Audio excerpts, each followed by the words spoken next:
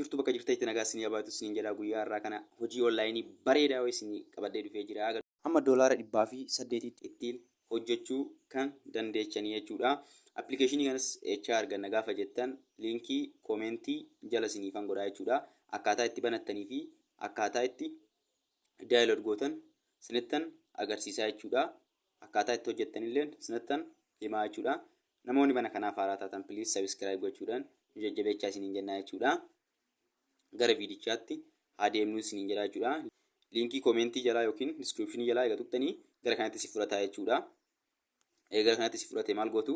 Daayiloogi gootu jechuudha. Bakka daayiloogiitti kana yeroo tokko hin tuqxu jechuudha. Egaa tuqxanii booda kallattumaan kara pileestoorii si fudhata jechuudha. Kara pileestoorii si fudhata jechuudha. Kara pileestoorii si fudhateen booda install gootu jechuudha. Install gootu jechuudha. Appilikeeshinichi haaraadha jechuudha. Dafaatii itti fayyadamaa isiniin jedha jechuudha. Appilikeeshinichi dhiyeenya eegalee jechuudha. Dafaatii itti fayyadamaa isiniin jedha jechuudha. Appilikeeshinichi dhiyeenya eegalee jechuudha. Sirriitti qarshii kafalaa jira waan ta'eef amma dafaatii itti fayyadamaa isiniin jedha jechuudha.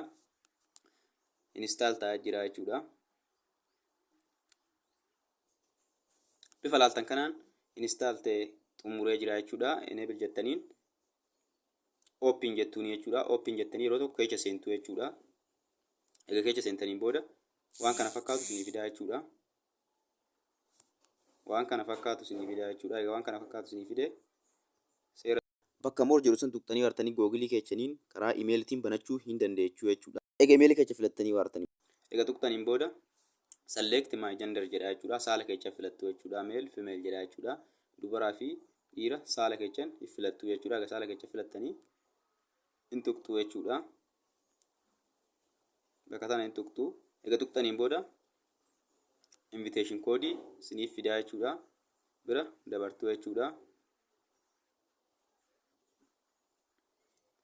Haala kana fakkaatuun banamee jira jechuudha. Appilikeeshinichi fuula kana fakkaatu qaba. Haala kana fakkaatuun banamee jira jechuudha. Appilikeeshinichi haala kana fakkaatuun banamee jira jechuudha. Inni booda wanta isin gochuu qabdantu jira jechuudha.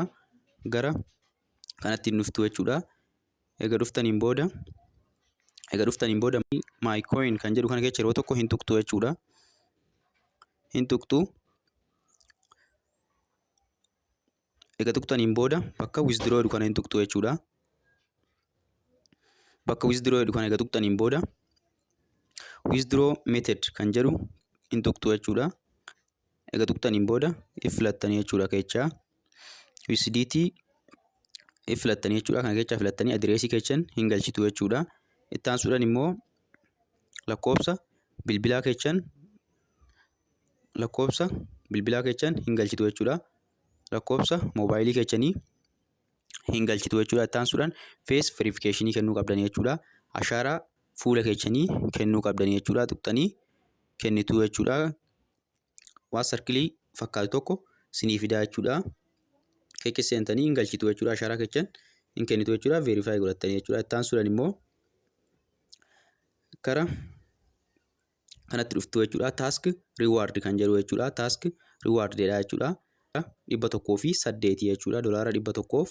$108 jechuudha. Hojjechuu dandeechuu jechuudha. Yeroo tokko hin tuqxu jechuudha.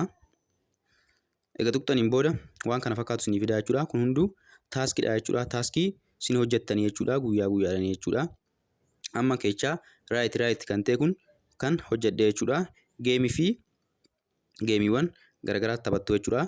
Geetettanii geemiiwwan garaagaraa taphattu jechuudha. Geetettanii geemiiwwan garaagaraa kan taphattanidha jechuudha.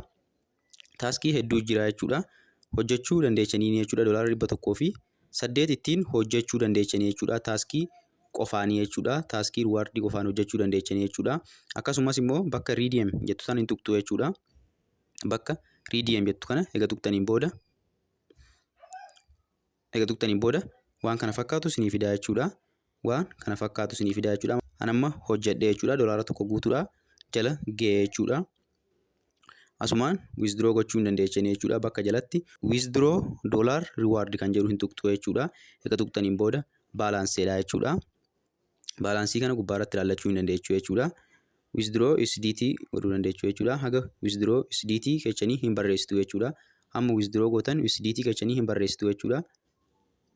bakka kanatti hin barreessitu jechuudha. Amma gaanqaansuudhaan taaskiiwwan kana hojjechuu qabdanii jechuudha. $108 hojjechuu dandeechanii jechuudha. Taaskii qofaanii jechuudha. Taaskii riwaardii qofaanii jechuudha. Taansuudhaan immoo akkasumas akkuma seentaniin ispiinii siniif kennaa jechuudha. Gaafa liinkii kooti seentanii ispiinii siniif kennaa jechuudha. Gaafa liinkii kooti seentan ispiinii siniif kennaa jechuudha. Amma sanittan agarsiisaa jechuudha. Bakka saaxinii fakkaattu kana hin tuqxu jechuudha. Akka saaxinii hirtu kana yeroo tokko hin tuqxu jechuudha. Ispiinii tokkoon qabaa jechuudha. Siniifillee bakka sanitti ispiinii 3 siniif kennaa jechuudha. Ispiinii 3 ispiinii gochuu dandeechanii jechuudha. Amma nan tuqaa jechuudha. Olan baafadhaa jechuudha. Egan baafadheen booda ispiin godhee jira jechuudha. $3 ta'ee jira jechuudha. Amma $3 naa ta'ee jira jechuudha. Akkamitti nama affeertuu bakka invite kan jedhu kan hin tuqxu jechuudha. Bakka invite hin jedhu kan hin tuqxu jechuudha. Egaa tuqxaniin booda maal gootu karaa WhatsAppitiin affeeruu, karaa WhatsAppitiin, karaa Telegiraamitiin, karaa Messenjeriitiin akkasumas immoo liinkii keessan kana koppi gootanii akkatti yeroo tokko tuqxanii koppi gootanii gara sooshaal miidiyaa garaagaraatillee erguu dandeechan yookaan hiriyoota keessaniif erguu dandeechanii jechuudha.